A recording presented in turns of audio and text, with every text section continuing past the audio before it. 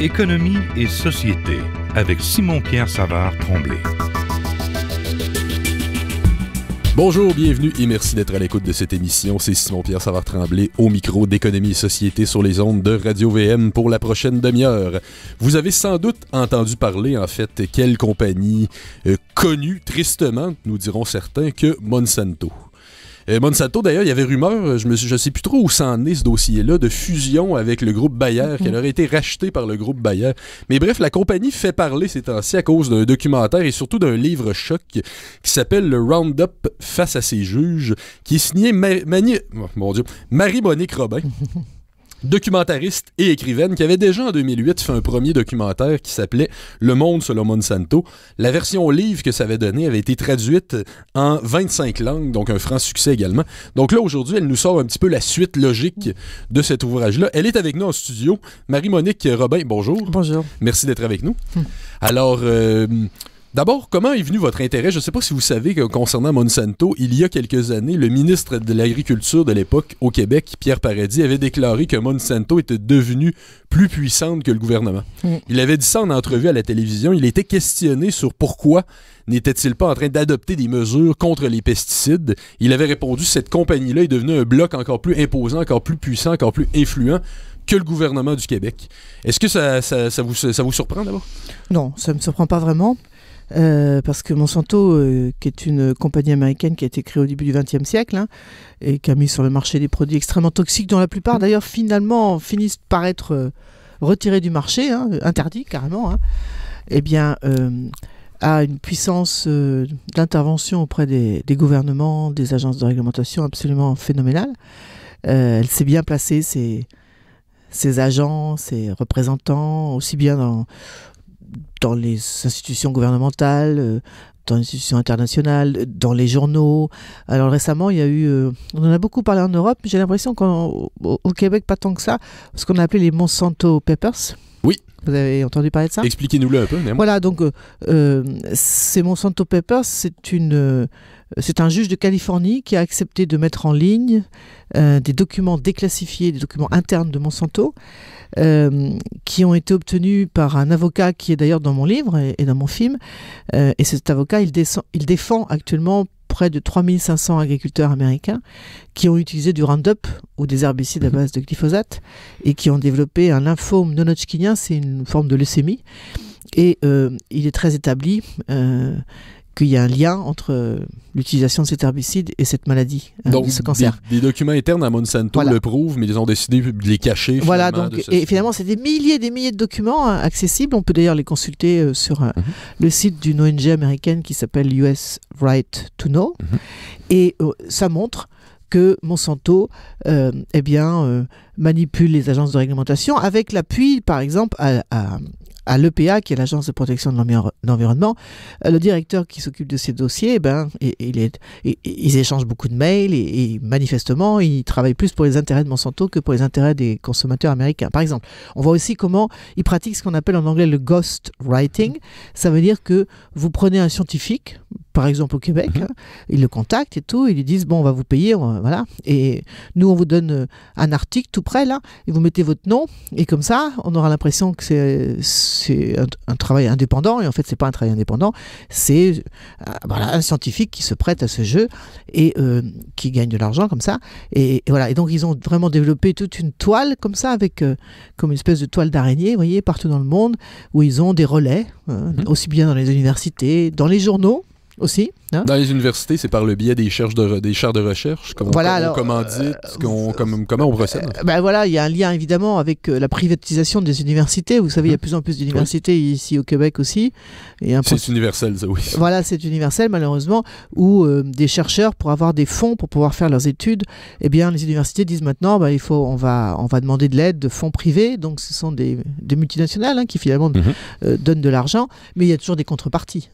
Alors c'est ces contreparties ne sont pas très transparentes en général. Hein, vous voyez, ils ne le disent pas sur la place publique, mais c'est ce qui se passe.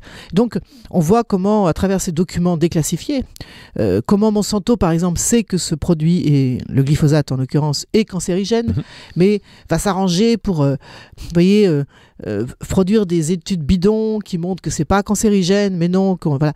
Donc, c'est impressionnant. On appelle ça les Monsanto Papers. Et là, quand on voit ça, on se dit, mais qu'est-ce qu'on attend, c'est qu'à te le dire, vraiment, pour interdire ce produit, le glyphosate, parce que là, toutes les données sont là, en plus des données, des études indépendantes qui montrent que ce produit est extrêmement toxique. Ben avant d'y aller, justement, peut-être sur le débat scientifique, allons-y sur le plan factuel. Le Roundup, c'est donc ce produit qui vise à déraciner certains terrains, finalement, à libérer certains terrains qu'on souhaiterait. C'est un herbicide, finalement? Alors, c'est un herbicide. Le Roundup, c'est un herbicide que Monsanto a mis sur le marché en 1974. Et qu'il y a bien écrit sur l'étiquette du produit en lui-même que ça va jusqu'à la racine, que ça détruit jusqu'à la racine. Voilà, on appelle ça un herbicide total. Oui. Donc, sa matière active, c'est le glyphosate. Oui. Hein, voilà. Alors aujourd'hui, il y a plein de génériques d'herbicides à base de glyphosate parce que le brevet qu'avait Monsanto est tombé dans le domaine public en 2000. Donc il y a plein d'herbicides à base de glyphosate, le plus célèbre étant le Roundup. Donc un herbicide total, ça veut dire quoi? Que ça détruit toute forme de végétation. Voilà, c'est simple. Donc on l'utilise pour quoi? Par exemple, pour libérer un terrain? Alors, enfin, pour désherber avant de semer. Hein, donc ça, c'est une chose. Pour plein de cultures, hein, les pommes de terre, le blé, le maïs. Mais aussi, et c'est l'un des usages principaux ici au Québec, par exemple, au Canada, on l'utilise sur les fameux OGM, les organismes génétiquement modifiés, qui sont génétiquement modifiés précisément pour pouvoir être arrosés de Roundup. C'est-à-dire que vous avez un soja transgénique, qu'on appelle Roundup Ready d'ailleurs, prêt pour le Roundup. Vous balancez du Roundup sur la culture de soja, ça détruit toutes les mauvaises herbes, mais pas le soja, d'accord? C'est ça. Donc vous savez qu'ici, au Canada, il y a 7 millions d'hectares de soja transgénique, de colza transgénique, donc qui sont arrosés au moins 3 fois par an de glyphosate. Donc ça, c'est un autre. Le glyphosate, qu'est-ce que c'est? Alors, le glyphosate, c'est un produit chimique. Hein. Alors voilà, qui a cette capacité donc de détruire toute forme de végétation. Il faut savoir que ça, on ne le dit pas assez, que le premier brevet obtenu sur cette molécule qui a été inventée par un chimiste suisse, c'est pas du tout Monsanto qui l'a obtenu, c'est une autre compagnie américaine qui s'appelle Staufel Chemicals, qui en 1964 a obtenu ce brevet, et pour une fonction dont on ne parle jamais, dont Santé Canada par exemple, apparemment n'est pas au courant, mais plein d'agences de réglementation, parce qu'en fait cette molécule a la capacité, on appelle ça un chélateur de métaux. Alors voilà, ça veut dire quoi? Ça veut dire qu'elle a la capacité de séquestrer les métaux qui sont dans son environnement, de les fixer et de les rendre solubles dans l'eau. Ça veut dire que la première utilisation du glyphosate, ça a d'abord été pour détartrer les chaudières et les canalisations d'eau. Voyez, donc c'est très important parce qu'on se dit ouais mais ça me concerne pas. Ben si, ça nous concerne parce que quand on a des résidus de glyphosate dans son organisme, ce qui est le cas de tous les citoyens européens et nord-américains, toutes les études le montrent, ça veut dire qu'on a dans son corps un chélateur de métaux donc, qui séquestre les minéraux, les bons minéraux, et les excrète. Et donc, ça provoque des déficiences, vous voyez, en minéraux. Et les conséquences, quand vous êtes enceinte, par exemple, c'est pas bon du tout pour le fœtus. Mais comment ça peut se rendre jusque dans nos corps? Ah, bah oui, parce qu'il y en a partout. Alors, il y en a partout. Partout. Il y en a donc dans les sols, évidemment. Il y en a dans l'air, dans l'eau. Il faut savoir que quand ici au Canada, on balance un herbicide à base de glyphosate, par exemple avec un avion, comme c'est assez courant, ou un épandeur terrestre, il n'y a que 1% seulement du produit qui atteint la cible. Tout le reste part dans l'environnement. Donc ça veut dire que ça se retrouve dans l'air, ça se retrouve dans la pluie et dans les aliments. Parce que c'est utilisé, comme on vient de le dire, pour désherber avant de semer, hein. Mais c'est aussi utilisé par exemple au Canada, et ça c'est un usage qui est interdit en Europe, on balance du glyphosate sur les lentilles par exemple, juste avant de les récolter, parce que ça permet d'assécher les grains. Donc quand vous mangez les lentilles, elles sont pleines de glyphosate. Hein. Sur le blé, pour la même raison, pour assécher les grains de blé. Bon, évidemment sur les OGM, donc si vous faites avec une salade avec une huile de colza, qui est transgénique, eh bien, ça veut dire qu'il y a des résidus de glyphosate. Tous les animaux des élevages industriels, hein, comme vous avez ici des grandes porcheries là, énormes, avec 500 ou 1000 porcs, vous savez, eh bien, ils sont nourris avec des tourteaux de soja transgéniques arrosés de Roundup ou de glyphosate, ou du maïs transgénique aussi arrosé de glyphosate. Donc ça veut dire, et toutes les études le montrent, je raconte dans le livre, hein, vous mangez du porc, pas bio, du porc conventionnel, comme on dit, enfin en tout cas issu d'un élevage industriel, ça veut dire que dans ce porc que vous mangez, il y a des résidus de glyphosate. Et donc, voilà comment les populations européennes et américaines se retrouvent toutes imprégnées de résidus de glyphosate, ainsi que le montrent des études qui ont été faites en France, en Allemagne et aux États-Unis. Et c'est pour moi un très grave problème de santé publique parce que cette molécule, elle est à la fois cancérigène, tératogène, ça veut dire qu'elle provoque des malformations congénitales quand on est exposé in utero. C'est un chélateur de métaux, je viens de le dire. Et ensuite, dernière chose très inquiétante à mon avis, en 2010, Monsanto a obtenu un autre brevet parce qu'ils ont découvert que cette molécule, c'était aussi un antibiotique puissant à large spectre. Donc quand vous avez des résidus de glyphosate dans votre organisme, ça veut dire que vous avez des résidus d'un antibiotique. Vous comprenez que c'est grave parce que vous savez, on est très inquiet du fait que de plus en plus de citoyens développent une résistance aux antibiotiques et ça veut dire qu'il y a des maladies qu'on n'arrive plus à soigner parce qu'à cause de cette résistance. Et là, on a tous les jours un résidu d'antibiotique qui est le glyphosate et donc c'est très inquiétant.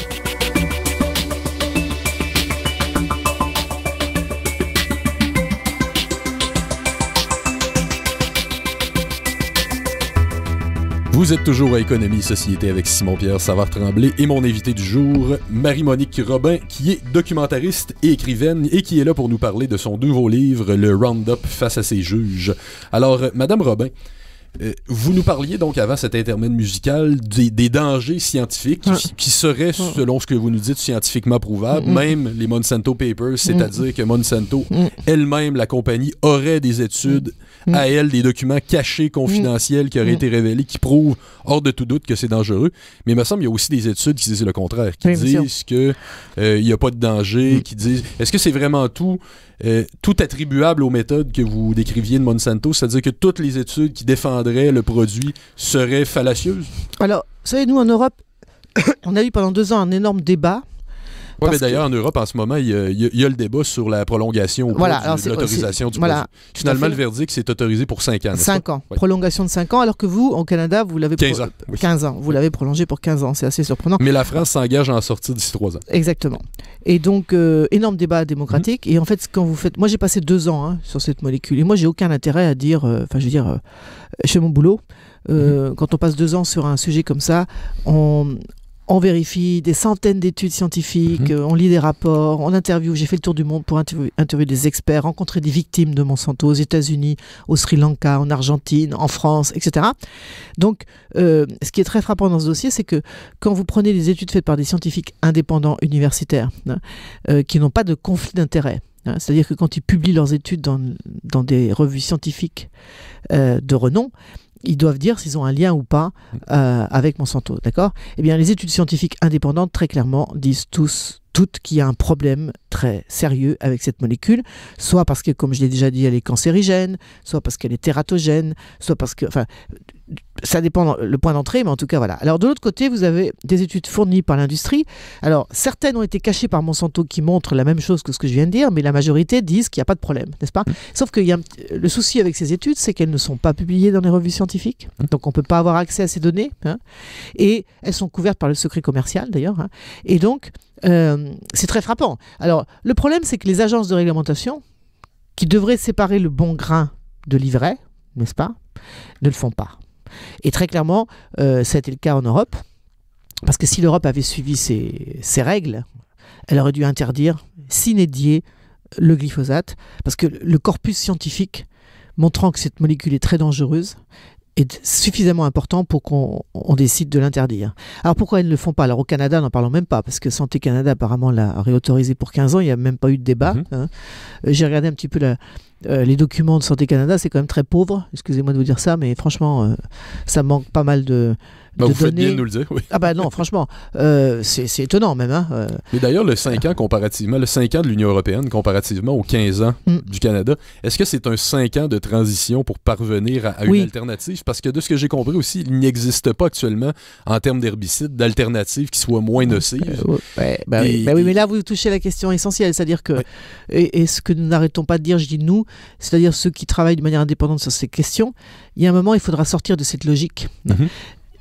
Et une anecdote, mais c'est intéressant. Pourquoi Monsanto met le Roundup sur le marché en 1974 ? C'est pas du tout un hasard. C'est qu'avant le Roundup, il y avait un autre herbicide, très utilisé au Québec, en France, partout, qui s'appelait le 2,4,5-T. 2,4,5-T. Voilà, et qui est devenu tristement célèbre parce que c'était l'un des composants de l'agent orange, le défoliant utilisé au Vietnam par l'armée américaine. Tout à fait.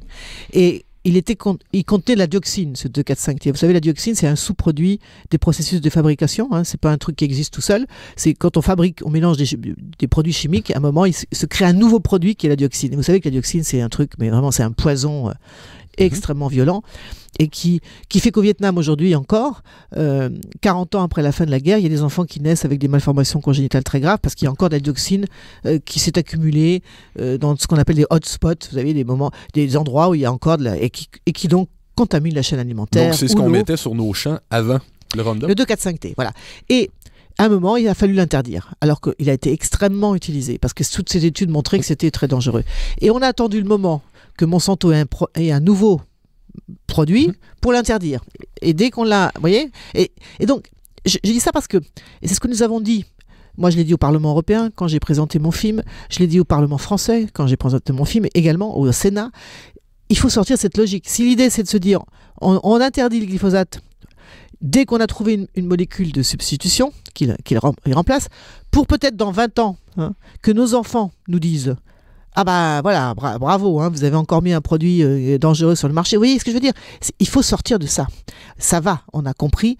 Tous ces produits, à un moment ou à un autre, finissent par être interdits. Alors, ça prend plus ou moins de temps, il y a plus ou moins de résistance. L'atrazine, par exemple, qui est un autre produit, un autre herbicide utilisé par exemple sur le maïs, est interdit en Europe, il n'est toujours pas au Canada. Mais ça finira par arriver, j'espère pour vous, qui sera aussi interdit comme c'est le cas aujourd'hui en Europe. Mais donc l'idée, c'est de se dire, on sort de cette logique chimique et on encourage les alternatives non chimiques. Et elles existent. Moi, j'ai fait un film et un livre là-dessus qui s'appelle Les moissons du futur, où on voit qu'on sait très bien comment faire. On a les savoirs. Le seul problème pour les agriculteurs qui nous écoutent peut-être, et qui s'inquiètent de se dire si le glyphosate est interdit, comment je vais faire, c'est qu'il faut les accompagner pour faire cette transition. Bien entendu, c'est pas de leur faute, ils vivent évidemment, moi je suis fille de paysan, vous savez, je suis né dans une ferme. Ces réalités. Mais est-ce que les produits en question sont à coût égal ou... Les produits alternatifs. Il n'y a pas de produits alternatifs dans ce cas-là. On est dans une logique où, d'abord, ça veut dire quoi ? Ça veut dire qu'on sort de la monoculture, parce que c'est la monoculture qui apporte les problèmes. Très clairement. La monoculture, on parle de cette méthode qui consiste à n'avoir qu'une seule, donc au mépris de la diversité. Voilà. Une seule type de production qui est surtout prévue pour l'exportation massive. Voilà, oui, vraiment sur des grandes étendues, des grandes surfaces, comme on voit ici au Canada, n'est-ce pas ? Et un peu partout dans le monde, la monoculture, c'est ça. Et en fait, c'est la monoculture qui fait qu'on a un problème de mauvaises herbes, qu'on a un problème de champignons, qu'on a un problème d'insectes ou de ravageurs.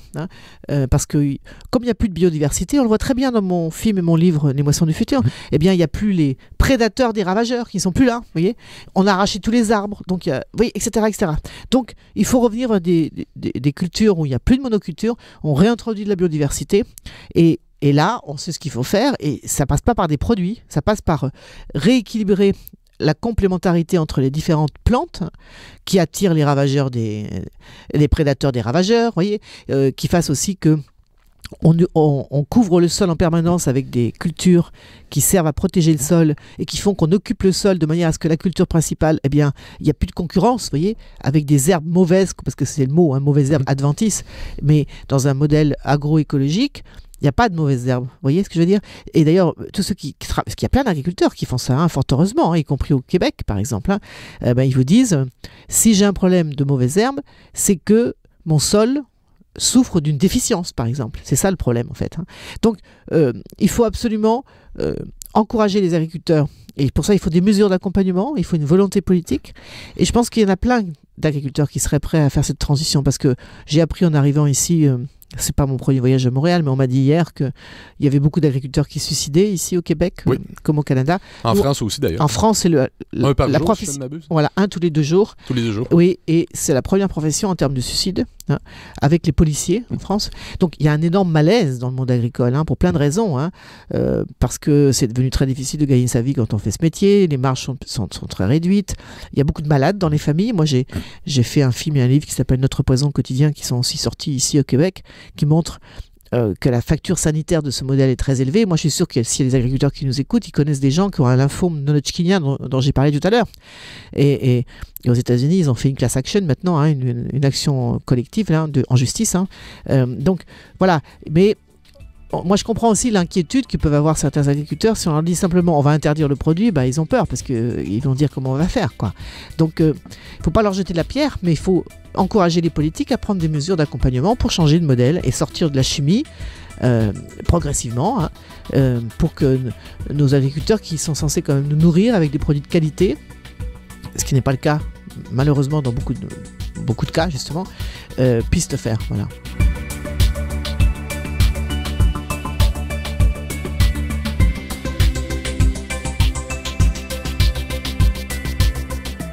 Vous êtes toujours à Économie et Société avec Simon-Pierre Savard-Tremblay pour le dernier segment de cette émission. Je reçois aujourd'hui Marie-Monique Robin, documentariste et écrivaine qui nous parle de son livre « Le Roundup face à ses juges ». Alors, Madame Robin, il y a quand même eu quelques critiques par rapport à votre travail, par rapport à vos recherches. Je pense notamment à Marcel Kuntz, un scientifique français, qui a dit que vos évidences scientifiques étaient un peu tirées par les cheveux, pour le dire ainsi. Puis même la semaine dernière, au Québec, Jean-François Clich, qui avait écrit dans le journal Le Soleil, qui avait rappelé notamment la plupart des critiques et qui même s'en prenait à certains de vos documentaires antérieurs qui n'étaient pas liés à la question de Monsanto non plus. Pascal Lapointe aussi, de l'agence Science Presse. Comment répondez-vous un peu à toutes ces critiques-là qui disent que vous ne faites pas de la science, finalement? Que vous êtes un peu une espèce de Michael Moore française? Voilà. Alors, j'ai répondu d'abord à Jean-François Clich. C'était sur son blog, hein, je précise. Oui. C'est sur son blog à lui. Du journal Le Soleil. Voilà. C'est très étonnant parce que depuis que j'ai fait Le Monde selon Monsanto, qui encore une fois, le livre est traduit en 25 langues et je n'ai pas eu de procès, il est même sorti aux États-Unis après qu'un cabinet d'avocats a révisé chaque mot, hein, et c'est un best-seller. Je peux vous dire que si Monsanto avait trouvé une erreur, il ne se serait pas privé de me faire un procès. D'accord ? Je le dis parce que c'est important. Hein. Et absolument.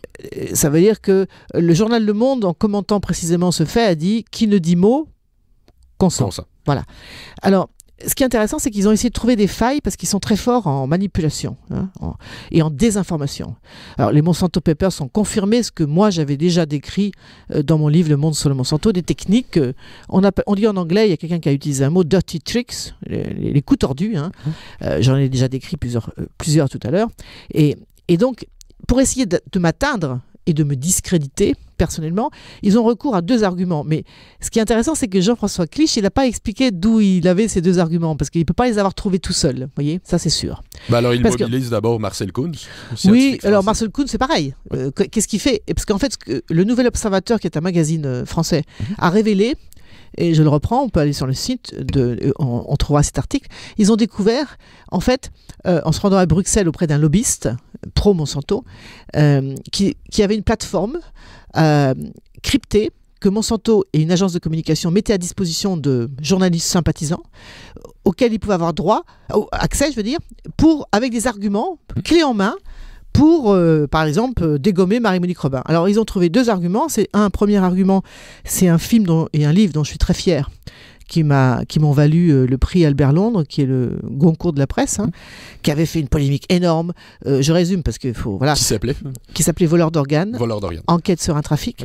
Et où il y a eu une polémique énorme. On a essayé de dire que j'avais payé les témoins. Enfin, la CIA, le service secret américain était lié à ça. Tout ça a été révélé, décrit, etc. Et tout s'est très bien terminé pour moi. J'ai attaqué en diffamation, etc. Donc on est en la phase d'une grosse affaire de désinformation avec des enjeux énormes derrière, et ils utilisent ça alors qu'ils disent pas la vérité, parce que la vérité c'est que j'ai gagné tous mes procès et que tout le monde a dit que j'avais été victime d'une tentative de discrédit, voilà.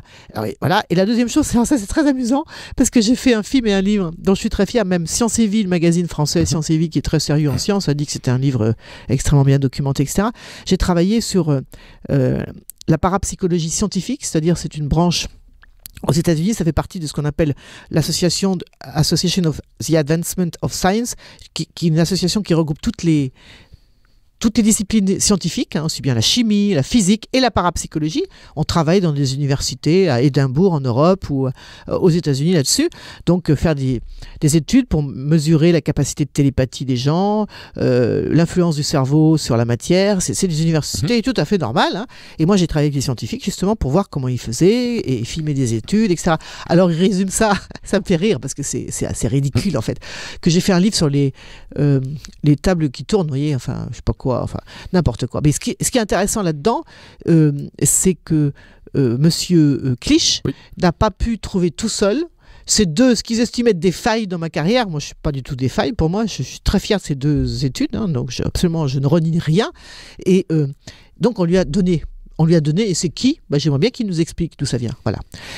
Quant à l'autre papier qui est paru donc sur... comment il s'appelle déjà ? Pascal Lapointe. Voilà, Pascal Lapointe. De l'agence Science Presse. Voilà. Alors, lui, il ne tombe pas dans le... Parce que si j'étais en France, je vous dis clairement, je porterais plainte pour diffamation contre Jean-François Clich parce que ses arguments sont carrément diffamants. D'autant plus diffamants qu'il se prétend journaliste, ce qu'il est censé être, et qu'il n'a même pas le courage de m'appeler. Si vous tapez mon nom sur Internet, vous verrez, je ne suis pas la dernière. Quand même, j'ai eu 30 prix internationaux, j'ai fait de très grandes enquêtes, voilà, il n'a même pas le courage de m'appeler pour discuter avec moi. Après, il écrit ce qu'il veut, mais même pas. Donc, on lui donne des arguments clés en main, il les reproduit. Bon, voilà. Alors, on se demande pour qui il roule. Voilà, je pose la question. Voilà. Vous n'affirmez rien, vous posez la question. Je pose la question. Pour qui roule-t-il et qui m'explique comment il a eu accès à ces pseudo-arguments. Alors, il cite Marcel Kuntz. Alors, je peux vous dire que Marcel Kuntz, j'ai mis sur mon blog, j'ai répondu à tout ça. Tout le monde rigole de Marcel Kuntz en France. Parce que à l'occasion d'un procès en diffamation, eh bien, il a été révélé qu'il a des brevets sur et qu'il travaille avec Syngenta, qui est une grande compagnie copine de Monsanto, enfin concurrente, mais en tout cas qui fait aussi des produits chimiques. Donc, il dirige une association, AFIS, l'association française pour l'information scientifique, où l'un des fondateurs a démissionné, Marcel Kahn, il s'appelle, en dénonçant les liens qui existent entre Marcel Kuntz et Monsanto. Tout ça, ces documents sont en ligne. Donc, citer Marcel Kuntz, excusez-moi, c'est un petit peu... voilà. En tant qu'argument d'autorité. Voilà. Alors, l'autre article, c'est pas du tout du même ordre. Ce que je peux dire, c'est que les arguments avancés pour dire que ce produit, le glyphosate, n'est pas dangereux, sont des arguments qui sont galvaudés par Monsanto. J'ai répondu point par point là-dessus. J'invite... Mais on peut aller lire ça sur votre blog. Voilà, on peut aller voir ça sur mon blog. J'ai répondu longuement parce que vous comprenez, le diable est dans le détail. Oui. Ce sont des dossiers compliqués. Donc, on ne peut pas répondre en 3 secondes comme ça parce qu'il faut bien argumenter, etc. Donc, j'ai argumenté. Je regrette aussi que ce monsieur n'ait pas eu Monsieur Lapointe. Monsieur Lapointe, la correction de me téléphoner, de m'appeler. C'est pas rien. J'ai passé 2 ans sur le glyphosate. Peut-être que lui a passé un quart d'heure tous les mois. Vous voyez, j'ai fait le tour du monde. J'ai rencontré des témoins partout, des experts. J'ai revu toutes les études et consciencieusement, je les ai analysés, etc. J'ai eu accès au dossier d'homologation de Monsanto. J'ai eu accès aux Monsanto Papers, que je l'invite d'ailleurs à les lire, parce que manifestement, il ne l'a pas fait, ce qui est quand même incroyable, parce que quand c'est Monsanto Papers, ce sont des documents originaux de Monsanto. Ce sont des mails, ce sont des rapports internes, et tout ça est très riche en informations. Il n'a pas lu mon livre, manifestement. Parce que sinon, il ne pourrait pas avoir des arguments aussi, lapidaires. Donc c'est un petit peu inquiétant, venant d'une agence de presse qui se prétend scientifique, de se comporter comme ça, parce que je ne trouve pas ça très professionnel, je vous le dis clairement. Voilà. Alors lui, je ne l'attaquerai pas en diffamation si j'étais en France, parce que c'est tellement, je veux dire, des arguments... que vous avez déjà entendu m'être. Oui, puis à l'emporte-pièce, vous voyez, ça prouve qu'il n'y a pas de travail derrière. Voilà. Donc, voilà pour la réaction qu'il y a eu jusqu'à présent. Bon, je vois que vous ne vous laissez pas faire. Non, bien sûr.